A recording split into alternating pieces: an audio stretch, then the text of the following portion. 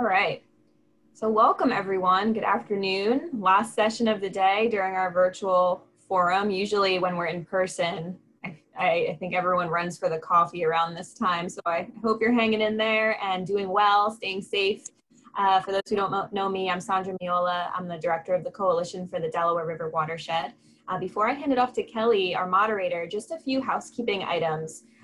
Would love to see all of your faces if you feel comfortable in doing so. We don't care what your hair looks like. It's all okay.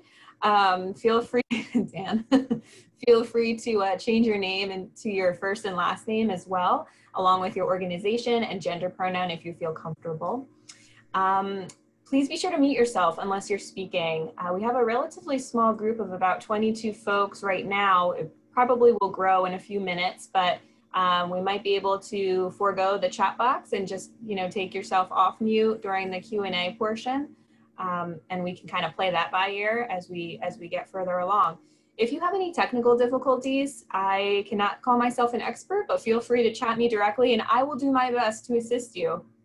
Lastly, the rest of the forum, I can't believe it's half over after this session, but the rest of the forum schedule can be found on the sketch.com website. I'll put the link in the chat box for you all. And now I'll turn it over to Kelly. Thanks, Sandra. Good afternoon, everyone. My name is Kelly Knutson, State Policy Manager at the Coalition for the Delaware Watershed. And again, thanks for joining us virtually. Today, we're also joined by the Coalition's New York State lead, Jeff, Molly, and Sherry at Friends of the Upper Delaware. So welcome. Over the next hour, participants in this session will engage on the Coalition's state policy priorities and discuss strategy and tactics for the remainder of this legislative session. And we encourage everyone involved today to be forward and collaborative with your ideas in order to develop the best shared approach to our clean water advocacy. And just as a reminder that this conversation will be the start to a larger and continuing conversation, and we're happy to follow up with any resources and information mentioned on this session at a later date. And all of you here, as you know, are integral in achieving our victories across the watershed. And we look forward to furthering that partnership with you beyond this call and at the forum. And given, the volume of participants, again, we're a smaller group, we just want to provide an opportunity for everyone to speak. So please be mindful of others on today's call, allowing their perspectives to also be heard. Now, these interactive state policy sessions will actually be occurring for each basin state. We certainly invite folks to participate in other strategy calls as applicable to your organization's scope of work. So details and time for those sessions can be found on sketch.com. So without further ado, I'll hand it over to Jeff to get us started. Take it away. Thank you, Kelly. Okay, well, thanks everybody for joining. There are some familiar faces and names in the group that I can see that play a direct role here in New York State in the Upper Delaware River watershed with the work of the Coalition. And as Kelly said, with my organization, Friends of the Upper Delaware River, which is the state lead group for the Coalition, and has been for quite a few years now. And so we've been able to build a pretty good list of Coalition members from New York State that are typically nonprofit organizations, both local, regional, and statewide. These are the groups that help us do the work of the Coalition and advance the Coalition's priorities in New York State, which traditionally have been primarily at the federal level. So we've worked really, really hard on the federal Delaware River program, for example, over the years, and spent a lot of time in Washington working with the New York congressional delegation, especially on the House side. Some of you might remember Congressman Chris Gibson. He was around at the beginning when we started talking about the federal program, and then he was succeeded by Congressman John Faso. This is from the New York 19th District, and then of course we all saw Congressman Delgado yesterday morning opening comments for the conference. He's our current congressman, and through communications with those three, plus us on the Senate side, and in combination with the Coalition in the other states, Pennsylvania, New Jersey, and Delaware, we got that federal program in place, and that was a really big deal. I'll talk about that in just a few seconds about how that's working in the Upper Delaware. But so more recently, we've turned our attention to state level policy priorities, thanks to the Coalition for having the vision to see the potential for that in the state of New York. That's really exciting for us, and it's breaking new ground. I'm old enough actually to tell you that 30 years ago, I started my career in Albany and still have connections there. Albany, obviously the state capital of New York. That's where we're going to be spending a lot of time and energy in the coming years here.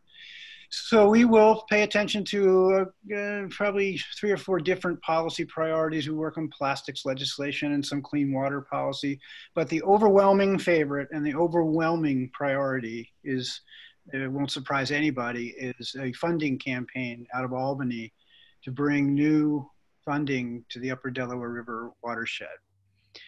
Those of you who live in New York know that this is a giant state full of unbelievably beautiful, iconic water bodies that span from the Great Lakes through the Finger Lakes and the Adirondacks and down the Hudson River to the Long Island Sound, and everywhere in between. There's just tons and tons of water here.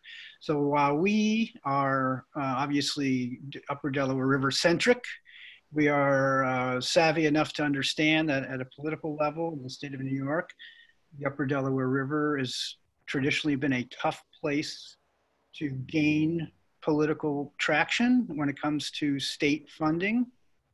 And a lot of that really is, in my estimation, is because the wheel, what did the congressman say yesterday about the squeaky wheel and the grease and all that? I think that's directly relevant here. There's a lot of advocacy going on in the Adirondacks and the Catskills, which is, we'll talk about in a second, which is tangentially related to our location. But also the Finger Lakes and the Great Lakes and the Long Island Sound, they all have really well-organized constituencies lobbying for them in Albany for resources. The Upper Delaware River, not so much historically. That is now starting to change, and I think there's a couple of different reasons for that. I think the adoption of the federal program is now shining a national spotlight on the Upper Delaware River in New York that has never been there before. There's growing, we're in a really populated northeastern United States, part of the northeastern United States, and I think the appetite for outdoor recreation is increasing all the time. Sherry can tell you, she's been here longer than I, but just in the last couple of years, for example, the kayaking and the canoeing, in addition to the fly fishing up here, has just exploded up here in ways that we haven't seen before. So there's a lot of public attention coming, the people coming here, COVID notwithstanding, and I think that's only going to increase. And so we're moving in a direction where we're building momentum around this watershed. This is many folks might not know this. It's also a national park here. It's a different kind of national park, but it is a national park, scenic and recreational unit. Comes with a lot of cachet too. And so this is the work of our coalition, the work of FUDR and our partners, is to continue to build the profile here. And so when we go to Albany, we're not lost in the sauce, right? We're not lost in a larger discussion that's out competing us. And that's the energy that we have to change. And thankfully, we have help here. And that's where the coalition has come in. Over the years, the coalition has lent tremendous resources and support to help us here at FUDR and our partners advance with federal and state policies. The other disadvantage we have, and I think this is true, Sandra and Kelly, is in the other 3 states that are part of this coalition, Delaware, Pennsylvania, and New Jersey, the presence of your leadership is closer to or in the state capital. So when you're talking about state policy, you're right there. You can walk out the door and cross the street and walk into the State House, right? We're 2 hours and 20 minutes from Albany, right? So we have to kind of do it differently. And that's where, and I think some of these groups are on the phone today, that's where we want to rely on our national and state partners who are much more active and more regularly in Albany. Those of you who lobby in legislatures at any level, you kind of have to be there a lot, right? And I know the COVID situation has changed that up a little bit, but we expect at some point to come back to normal here. And so we have a number of partners who are in Albany that we really hope can help us and lend their time and resources to our objective here, which again is to bring additional funding from the state level for restoration protection efforts in the Upper Delaware River watershed in the state of New York. Those groups in Albany, they are the New York League of Conservation Voters. Although I'm not sure if you have a full-time staff person, Lisa, there, but you spend a lot of time there. You also have a boss that came from a very high-level position up in Albany, and she retains a lot of connections there.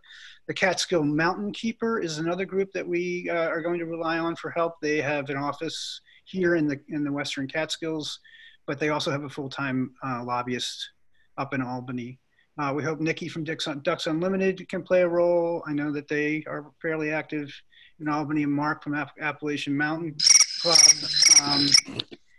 They also have a program presence there as well. These are important partners that are either regional or national in scope. So that's kind of how we're going to leverage our our energy in Albany. If we can't be up there all the time, one of the questions that Kelly put on his outline is how's COVID affecting us? It's affecting us the same way it's affecting everybody else, right? We got to do things differently, right? We can't just get in the car and drive up there and get in meetings where there's 10 people in a room and like we normally would, and walk around the hill all day and rub shoulders with people. So one of the things we are doing, we can talk about in a second, we have a Hill Day planned in October, a virtual Hill Day. Sandra and Kelly, have you done any? Has anybody on the phone done one of these yet? Because we haven't, but we're going to. And I imagine it's going to be something like this we're doing right now, where we'll have legislative staff. And look at those little things. I must be saying something right. We'll have legislative staff or the legislators, on a Zoom call, and we'll sort of spend the day virtually like we would, walking around the State House. So that's coming up in October. Everyone will be invited to that. We hope we can pull that off. And so timing wise, the fund that we're looking at, the obvious one that everyone looks at in the state of New York, is the $300 million Environmental Protection Fund, right? That's the bucket of money that everybody goes after. And we haven't really seen any of that, I don't think, ever in the Upper Delaware River. Maybe we have, and I don't know, but it's certainly not, Upper Delaware River has not been on that list. And we want to change that up. So we started this work. This is also, by the way, supported very generously by the William Penn Foundation, in addition to the coalition. We started building a campaign about maybe a year and a half ago. And you got to remember, it's just me and Sherry and Molly here in the office, right? We don't have a whole army of people.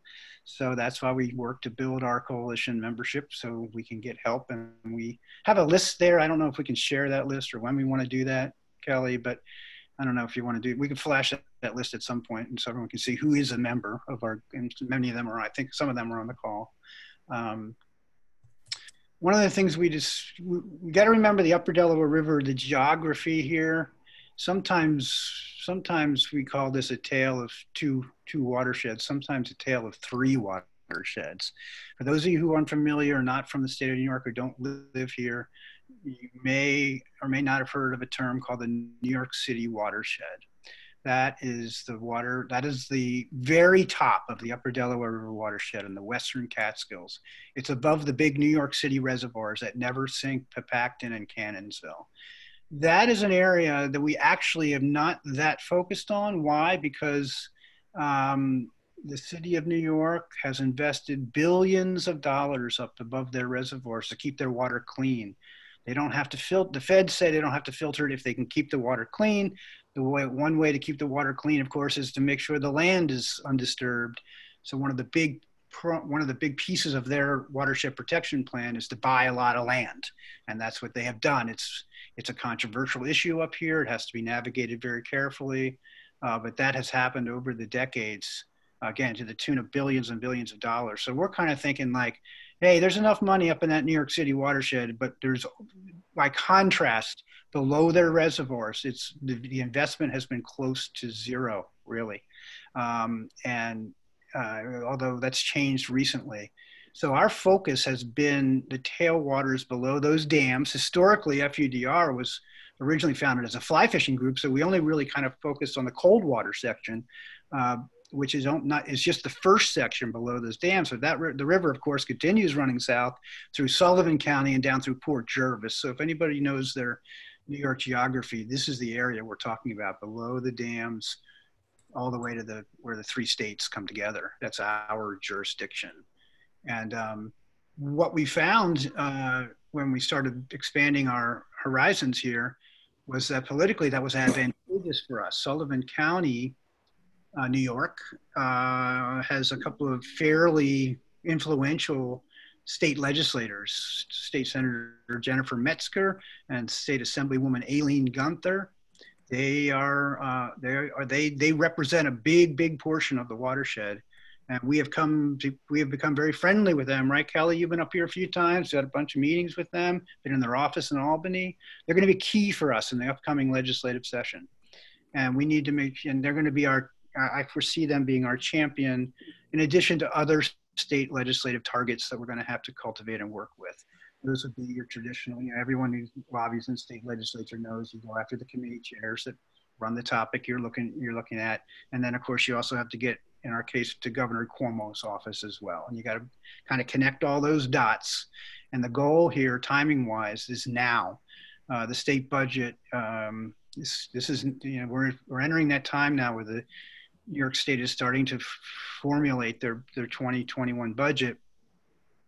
And now's the time to get in. We can't wait till January 1st when the legislative session begins in Albany. We have to start now, and we are. And that's what that Hill Day in October is. And our goal is to, and it's an ambitious one, is to have the governor announce in his State of the State address in late January that there's a designated amount of funding in his Environmental Protection Fund, designated for the Upper Delaware River. That is our goal. That's our top state policy priority. And we're going to need the help of everybody we can get it from, all of our members, in addition to those national groups I mentioned. And there's a couple of statewide groups in Albany that are environmental advocates, and the Nature Conservancy. We're really going to need their help as well. So that is our campaign priority. And maybe I don't want to just take up all the time here talking. Not sure if we want to stop Kelly and maybe see if there's any questions at this point. If anybody wants to add anything. This is Peter Marks. Can I add something? You always do. You always do. I'll surprise you what I'm going to add. So I'm Peter Marks. On this group, I'm representing the Ashokan-Pepecton Watershed chapter of Trout Unlimited. We focus on the east branch of the Delaware above the Pepecton Reservoir. My father is from a little town called Fleischman's, New York, which is above the Pepecton Reservoir in the East Branch watershed. So I've been up there my whole life. I have a house up there, just a vacation house. I'm not there year round. I know Jeff refers to it as the New York City watershed. I refer to it as the upper east branch of the Delaware watershed, as well as the upper west branch of the Delaware watershed. New York City has invested an awful lot of money to protect land, but that is now pretty much stopped because of local opposition to locking up land, taking it out of the tax rolls, which is a very hot local item. But both the East Branch and the West Branch of the Delaware above the reservoirs have some severe problems, water quality problems. Thermal, a lot of sediment, a lot of nutrients. Trout fishery is pretty much impacted a lot in both those rivers. We've been working, my chapter has been working on trying to do some restoration on the East Branch above the reservoir from Roxbury, New York, down to the Pepecton Reservoir. There are some severe thermal impacts there, in part from an old historic mill dam that's there that dams up the river and probably increases the temperature a good 4 to 5 degrees in the summer, which is really bad for trout. Anyway, I just wanted to throw that out there, that it is issues above the reservoirs in the upper reaches of the West Branch and East Branch of the Delaware. There are still some severe problems with waters there. It has not been resolved by New York City, although they so far don't have to filter the water, which is their goal here, their financial goal. To follow up on that, Peter, I hope I didn't mislead anybody. I completely agree that, you know, when we call that the New York City watershed and we don't call it the Delaware River watershed, I think it does a disservice to our goals and objectives as a coalition. So I agree with you there. It could also apply to the Rondout, upper parts of the Rondout, the upper parts of the Esopus, which are not the Delaware watershed. You know, we all know watersheds are, you know, the whole concept here is a holistic approach. And when we artificially, even through semantics, bifurcate the watershed, we're doing ourselves a disservice. So while, you know, those New York City dams, they're giant, right? For people who've been up here, you know that, and they are kind of a bright line in the top of the watershed, but it's still one watershed. Problems that we have in the upper reaches of the East Branch and the West Branch, that's pretty much mitigated by the reservoirs because that's where all the sediment settles by the time it pops out on your end. Mm-hmm. Right. So we're not ignoring that part of the watershed. We just geographically and organizationally and by need, we focus on the tailwaters because we have this, you know, the towns below the tailwaters often refer to themselves as the orphan towns, right? They're the ones that did not see the benefits of the entire New York City operation. And we argue, and I think with some validity, that, you know, while New York City put those dams in there, and by the way, created a world-class wild trout fishery, which I know you enjoy from time to time, Peter, then that's been a tourism attribute, recreational attribute of this area. They also altered the hydrology of the river when they did that.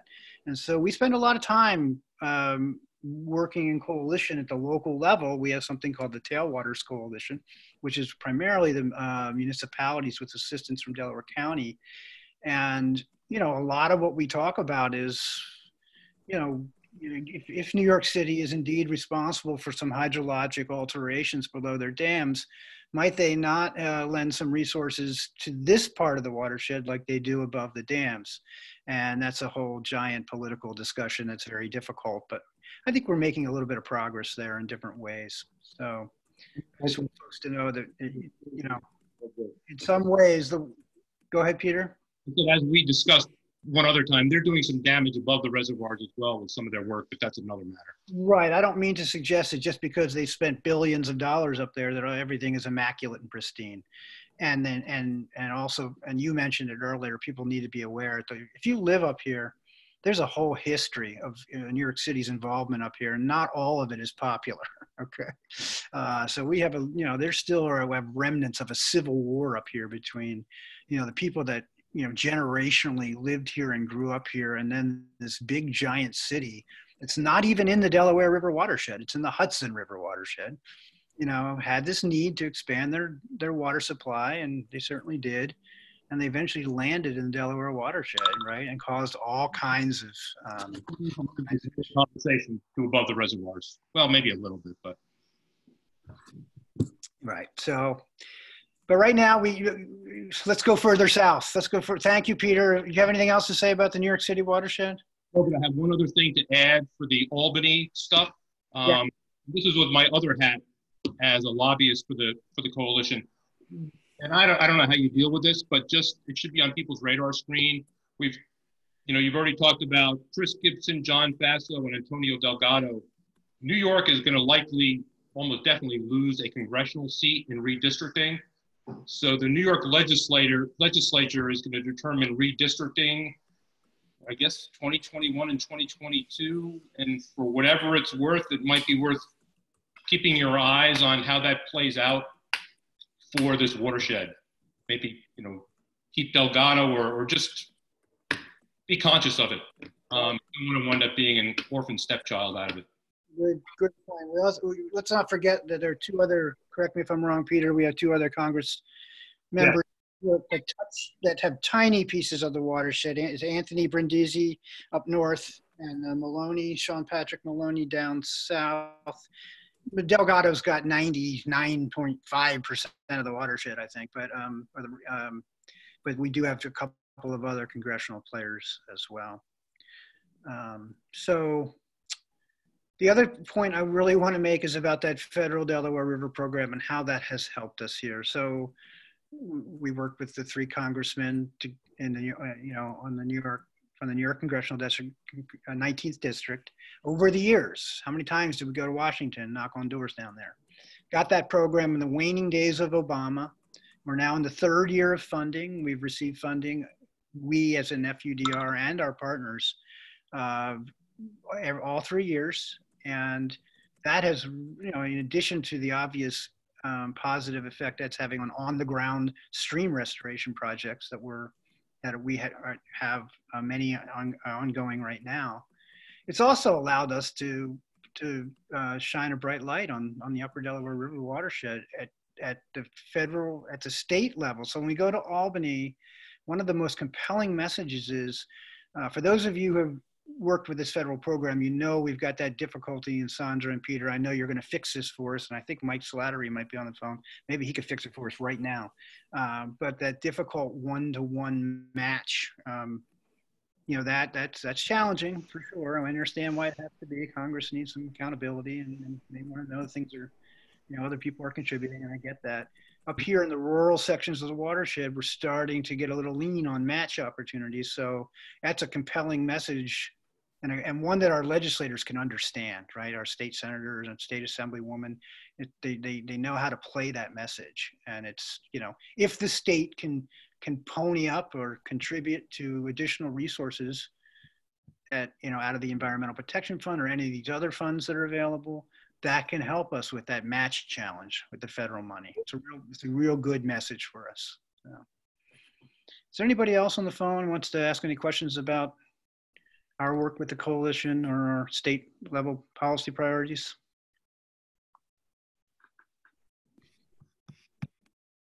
Jeff, if I could just add a bit about the match requirement.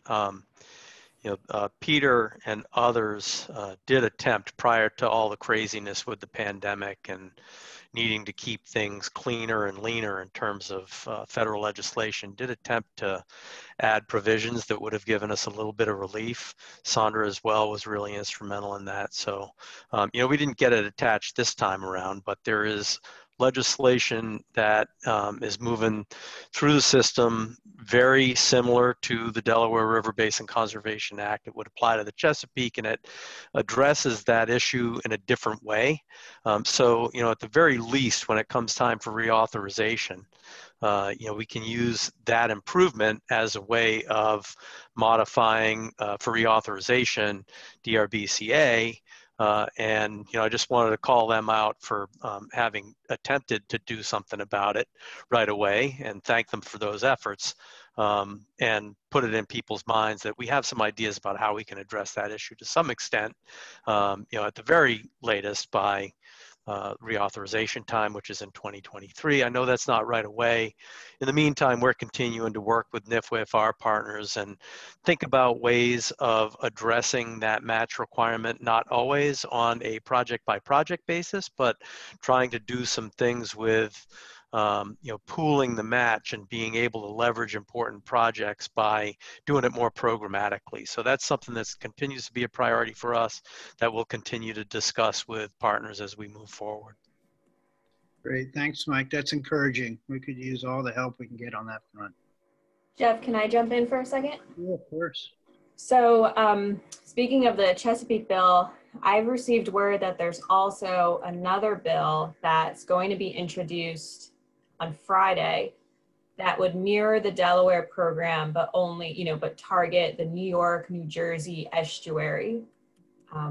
So wanted to flag that for folks as well. And Peter and I talked about it very briefly.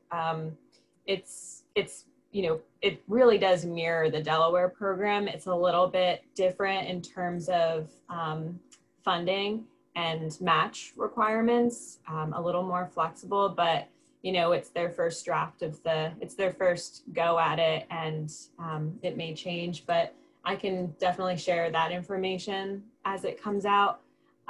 Just something to think about also as we kind of go into future fiscal years, if there are other competing programs and how that affects our strategy on the Hill as well. Great. Thanks, Sandra. Any other comments or questions from anybody on the phone or suggestions? So I can think of 4 near-term action items that have to happen. One is the Hill Day. And Sherry, can you remind me what date that is, or Molly? Is that, or Lisa? It is, we talked about the 21st and 22nd of October. Okay. Sherry has a weekend signal at her house. This is why she's freezing up. In a moment, you're going to see her cat climb on her. Meowing right now. So the lobby day, we've got to organize that. We're doing that in partnership with Lisa. You're on the phone, right? With New York LCV, and we're also. And by the way, is Angela on the phone? Angela Hoteling from New York LCV. Oh, just me. We are taking the concept of the virtual Hill Day to Julie. I think tomorrow we're chatting with her, and we'll get back. Great, thank you very much. Lisa is our new Angela, who's going to be just as great, or as Angela was for us over the last 2 years. For those of you who know Angela, she moved to Montana on us. So, so there's that. We also put together so when we went up to Albany and said, here's what we want, they said, okay. Our contacts at New York State DEC said, okay, put together a watershed action agenda for us. We need to have a piece of paper in front of us. We did that. We will refresh that. That's something that has to get done very soon. And then also in partnership with New York LCV, we are going to do a online petition that is probably going to be the message of which will be somewhat generic to avoid some lobbying complications, but it will basically say, we support additional resources for the protection and restoration of the Upper Delaware River, and please act accordingly, those of you who are in leadership positions in Albany. And that will be, I think, statewide, right, Lisa? Go out to all your members and our members and other lists as well, I hope. And then we're also doing a sign-on letter with our partners and other supporting organizations. So all that's got to come together pretty quickly here as we get into budget making time up in Albany. Did I cover that, Lisa? Is that all? Did you get all that done yet? Not yet. Okay. Close. Hope you're close. Anybody else? Jeff, did you see that Grace Woodard sent a question through the chat? I did not. Can you see the chats on your end, or do you want me to read this to you? I can see it. Okay. Grace, we hope, is going to be one of our new coalition members. Her and her associated organization are going to have submitted an application to become a member of the New York delegate, our New York coalition. Hi, Grace. The question is the issue of lack of attention, one of branding or promotion, new ideas? I don't know. Does anybody else on the phone have any thoughts on that? I think it's both, really. I think if you're asking why is the Upper Delaware River not as high profile as some of the other water bodies in the state of New York, it's smaller geographically, I think is one answer to that question, Grace. I think the other answer we've already talked about in part is the watershed above the New York City reservoirs. That is an area that has received so much attention and so much funding and so many resources that I think people sometimes will lump that area together with the area that we're focused on below the dams. And there's an assumption that everything's taken care of because New York City is spending so much money there to keep the water clean. And again, below the dams, that's just not the case. Branding and promotion, sure. We just hasn't been, this is a rural area. There's not a lot of organizations like ours to deliver that message and to tell that story and to go to Washington and go to Albany. And, that just hasn't really, we have some of that, of course, but, it's not like, like the Long Island Sound, for example, that has its own federal program. It's so important, right? We didn't get, and that was in place decades ago. We didn't get our federal program till 3 years ago. So I don't know if that's a good answer or not. Anybody else want to take a shot at that? Jeff, I would add in there too, like part of this new grant funding from CDRW is to help build that brand of the coalition in Albany, to have that recognition up there and relationships to leverage as well, which we're starting to do more and more, but hopefully that will become easier as we start to have a bigger presence there as well. Right, thank you. Dan Plummer just wrote that someone should make a movie about the area. Huh, there's a novel idea. Dan, do you want to elaborate on that at all? Yes, I think it's a wonderful idea. I think someone should make a movie about FUDR and all the hard work you people are doing, all the characters, and I think it'd be a great idea. Right. Yeah.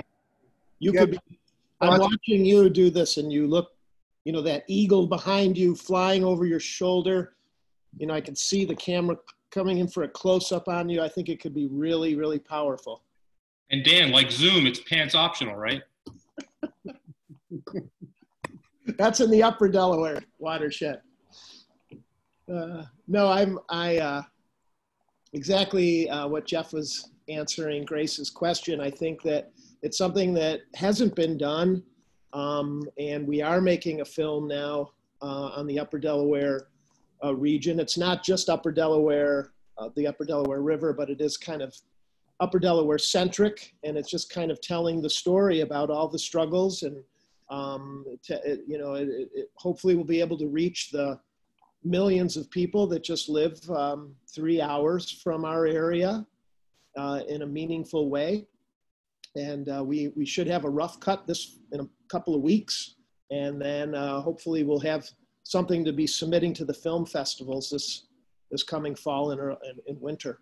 So I think it's a start. Could be a great tool for exactly what Grace is talking about if somebody like Netflix or Amazon or Hulu picks it up. Stay tuned. Thanks, Dan. We look forward to seeing the film. Jeff, can I throw something into your policy considerations? Little bit on the policy, wonk side. In many places, municipalities are contributors to open space protection and conservation. It's another funding source, and these days municipalities are pretty stretched, but sometimes they do contribute, and especially right now when we've seen a lot of use of open space throughout the watershed, the issue has come front and center. And so there is a new movement in New York State to allow municipalities to use some of their transfer tax revenues for open space conservation. They've always been able to do it, but they had to get an act of state legislation to do it for each municipality.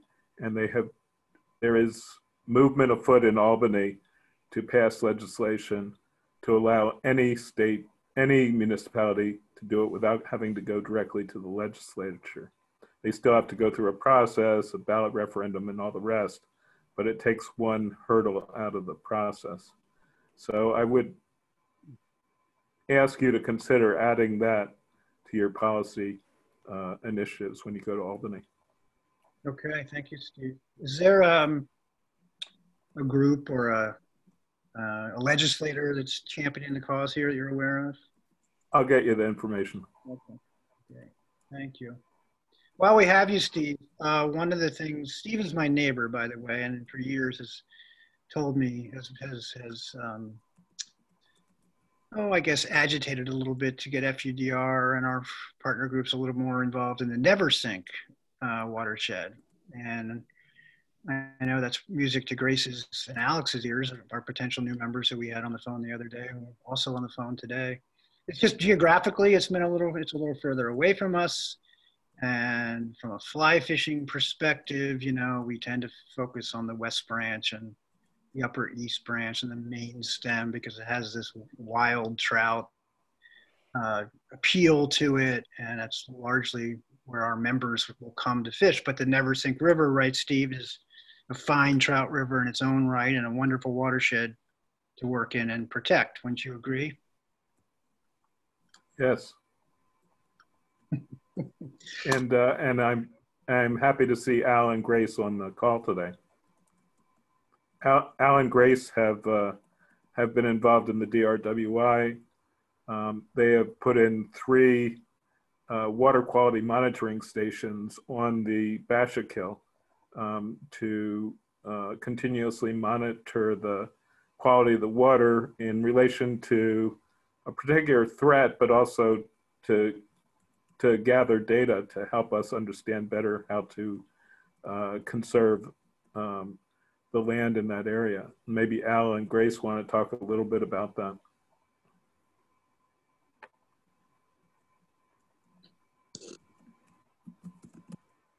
Alex? Yeah, if you want to kick it off, I'll jump in. Sure. We have grown organically from having been a watchdog over what I would consider 4 or 5 very inappropriate proposed developments. One exists fully. It's the poster child of segmentation. If people know all about segmentation, right above the Bashakil, it's like putting either the Barclays Center or the Sydney Opera House on a hillside with very poor access, with a history of building without permits and polluting the Bashakil. So that has kicked us, these various projects have kicked us into action, and a lot of the impetus for action has come from Alex.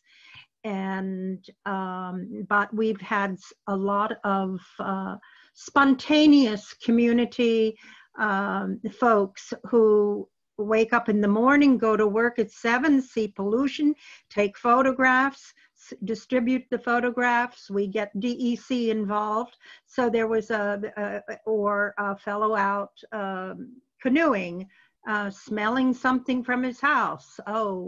Pollution, untreated waste coming out of the hillside, connecting us to it, reporting it. So we've been building up a database in many areas, foiling the town, holding the town responsible, holding its feet to the fire, challenging the 4 projects that I'd mentioned since really 2013-14, and also pressing for re-looks at projects. Some have disappeared, but we think they're like zombies. They will come back and they will never die. And so the Neversink in this area is much similar, more similar to Sullivan County geographically than much of Orange County. The geography here is so defining of both of the history and the economic status of this area. And so the Neversink is the crown jewel.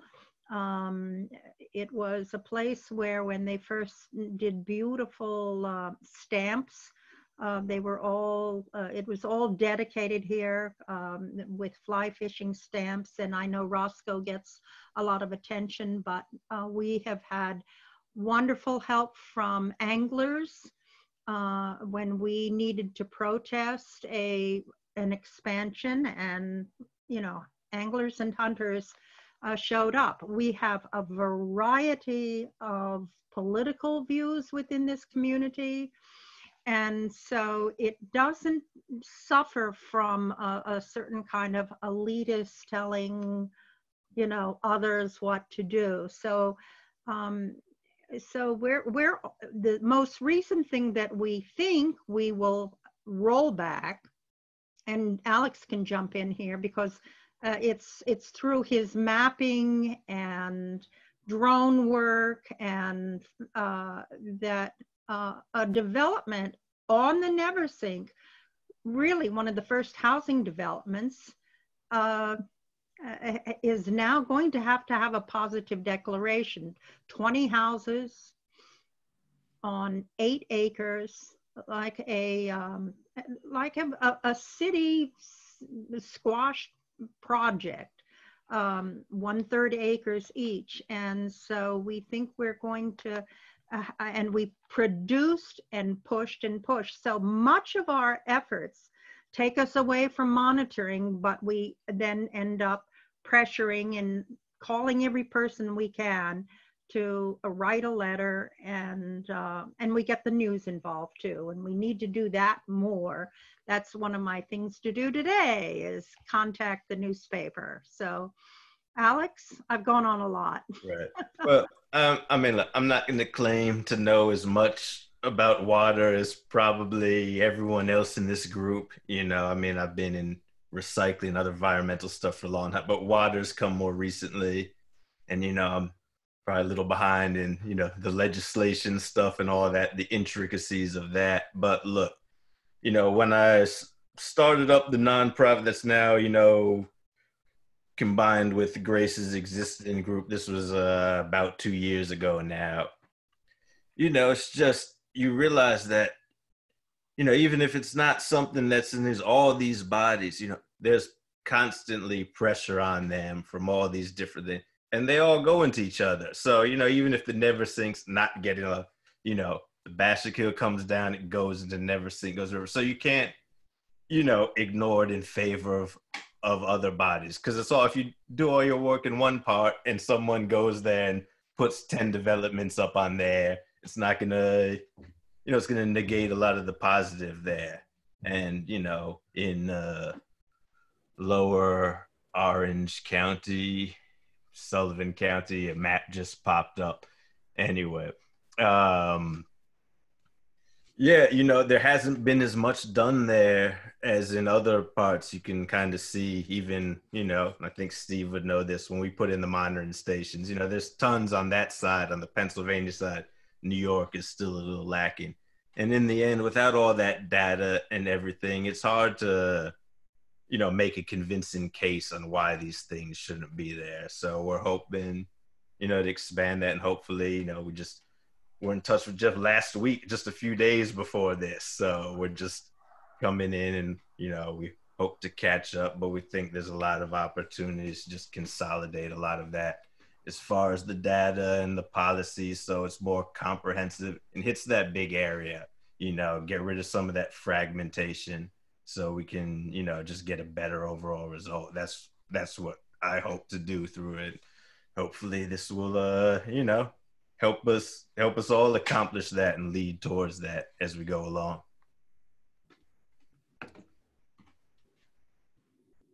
I think you're still muted there, Jeff.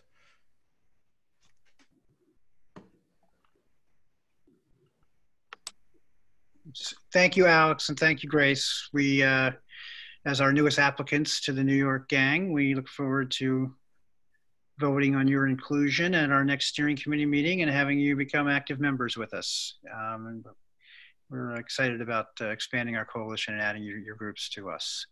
This map we probably should have showed at the beginning. It's not translating as well as I would hope, but look at the colors on this map, okay? So remember at the beginning of this conversation, we talked about the quote unquote New York City watershed. That's the yellow section. So where the yellow meets the blue on the left is the Cannonsville Reservoir. Where the yellow meets the blue on the right, that's the Pepacton Reservoir. And we wish this map could be bigger, because we would then include, of course, the Neversink and Point South, because that is in Sullivan County, because that is part of there. That's a little bit better. Thank you, Kelly. So this map was made for other purposes. That black line is the State Senator Jennifer Metzger's district. And notice there's a weakness here. In the great gerrymandering tradition of all governments, at some point in time. You see where the blue section of the river is, and you see how she has been boxed out of the main part of the tailwaters, which is the blue section, the section of river below the dams, East Branch, West Branch, and Main Stem. That is controlled by other members of the state legislature who are not in the majority party. And in New York politics, if you're not in the majority party, you got a big problem. It's just the way things are run in Albany. The majority party controls pretty much everything. So that puts us at a little bit of a weakness there, because the main chunk of our river, and by the way, I'm sitting in an office right where the two prongs of the upper blue there come together in Hancock, New York, right on the Pennsylvania border. You know, we don't, our senator, our champion senator does not actually have that part of the river, but there are ways to work around that. And she's got a whole, you know, she's got that whole Sullivan County piece all the way down. And she, like I said earlier, she's going to be a great champion for us. That green section, by the way, is what we refer to as the BMOC, which is short for the Beaverkill and the Willowemoc, two historic trout fishing rivers of the Catskill region. And they are also part of the Delaware River, Upper Delaware River watershed. So could be better map, but I hope the take-home message here is, you know, when you're talking about protecting the Upper Delaware River, you've got 4 different sections you're talking about: the yellow, the blue, the green, and what's below the blue. There's 4 different stories you have to tell. Sometimes you can link them all together, but it's, you know, it's a little bit of a complex exercise when you talk about, when you go to Albany, you say protect the Upper Delaware River. You've got to be a little nimble in your storytelling. So Kelly has reminded me that I should ask everyone to get some feedback on, first of all, does everyone feel okay about the funding priority? I mean, that just to us was, you know, that was an obvious choice for us. It was in sync with the William Penn investment. It's in sync with the coalition's interests. So we hope everybody is in agreement that that's a good thing for us to be doing in Albany. And then if anybody has any suggestions on tactics or strategies, I mean, obviously we're not able to cover every detail here, but we do have a campaign plan. We're building the coalition, establish the relationships with the legislators and the governor's office and the state agencies. So we think we're doing everything we're supposed to be doing, but you know, there's never enough resources for this kind of work. So I hope folks are open and willing and able to help us as they can, recognizing that you all are busy and you all do other things too. And if you have any suggestions, political strategy, anything, we're wide open to hearing that.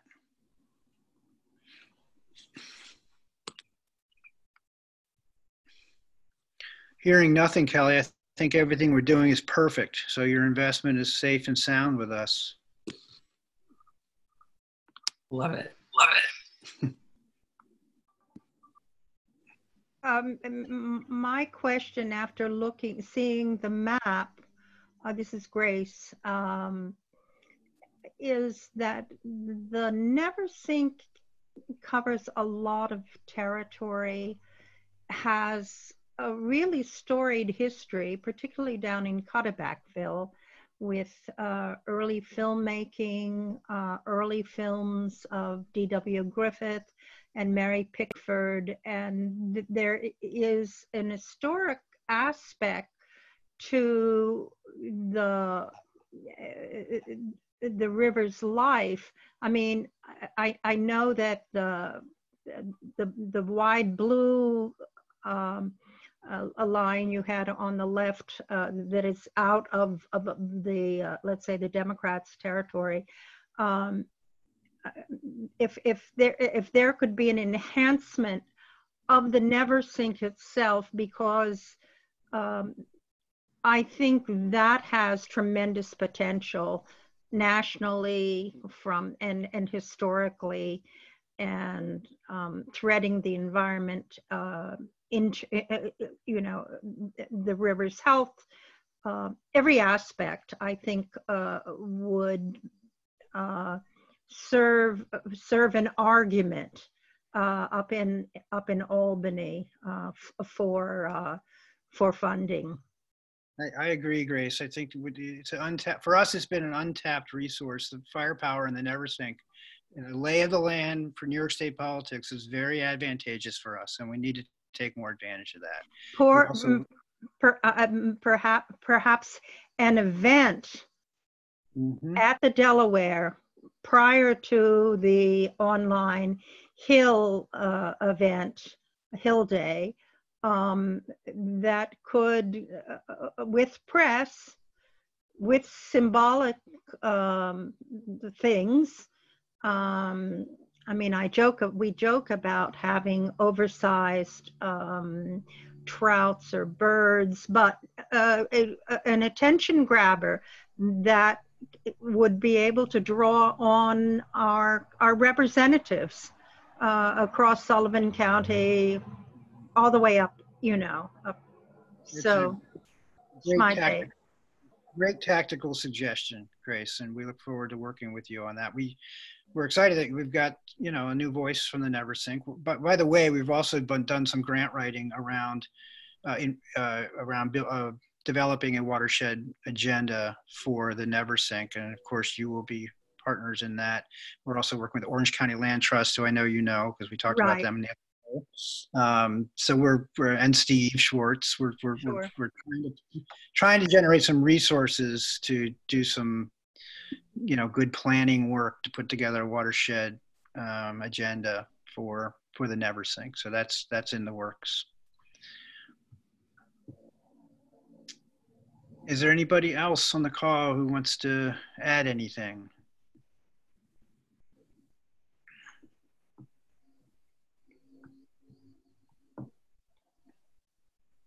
If I have a quick question for you. So how are we staying connected? Like, is New York doing anything to keep members abreast of the coalition and our work? Yeah, I mean, so the state, the priority now in the state policy work has really energized our interaction and communication with our New York members. So we are now, Kelly, I know this will be music to your ears. We are scheduling regular coalition meetings of our members so everyone can stay updated on the latest.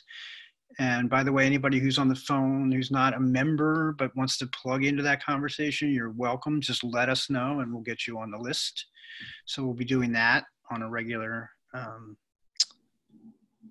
basis. And I think things like the Hill Day and the Neversink suggestion that Grace just made, they'll be like never before. I think we're gonna see some more of those kinds of events and those kinds of actions out of our coalition now that we're focused at the state level. So and then of course regular email communications, and folks can call us at any time if they have questions or concerns or suggestions. So I think the lines of communication are growing with our New York CDRW members, Kelly. So this is Peter. I saw Grace suggested something about a 30-foot trout. And I don't know if it's anything, but if anybody ever been to the trout parade in Livingston Manor that they do every June, except for this year, it's pretty quirky and entertaining. I don't know if there's any way of piggybacking anything on that, but it certainly is a focus on, trout in the region. I've certainly seen the photographs and in the record and the features in the local newspapers. I have not actually been there, but it looks like, I've seen videos also, it looks like a tremendous amount of fun, but symbolically it's critical. And pairing the Delaware with the Neversink as buddies, there's tremendous amount that can be done. Absolutely. I'll just we only have a couple minutes left, but just to throw out another perspective on this. we talk about this all the time at FUDR. Our group was founded as a trout group, right? It was founded by a handful of fly fishermen back in the early 2000s. Dan Plummer's on the phone. He can attest to that. He was one of them, or close to it. And what we found, though, when we do watershed protection, it needs to be multidimensional, right? It also needs to be, we need the buy-in of communities, for example. So a lot of times, the trout is definitely something we can center our strategies and tactics around: the trout fishing, the fly fishing, the political power that comes around that, the people that engage in that sport. But we can't forget that we're also working with communities and local landowners, right? And county governments, municipal villages and towns. These folks, to the extent that we can, and that's where we spend a lot of energy in our, for the last several years here in the tailwaters, is working with the villages and towns and Delaware County to bring people together around a common message on watershed protection. That also needs to be, I think, needs to be part of the formula here. So without a doubt, we should be dragging 30 feet trail to Albany, Grace, but let's always remember, to the extent that we can, the municipalities have a lot of political influence as well, and we need them to include them as well. All right, Kelly, are we done? Yes, thank you all so much for your time today. Of course, these conversations will continue, but lots of exciting things happening in New York. And thank you all for your input with our strategy moving forward. So looking forward to the virtual event coming in October and advocating for the Environmental Protection Fund in the Upper Delaware. So thank you all, and we will keep in touch. Thanks. Thanks, CDR. Thanks, everybody. Thank you. Bye. Thank you.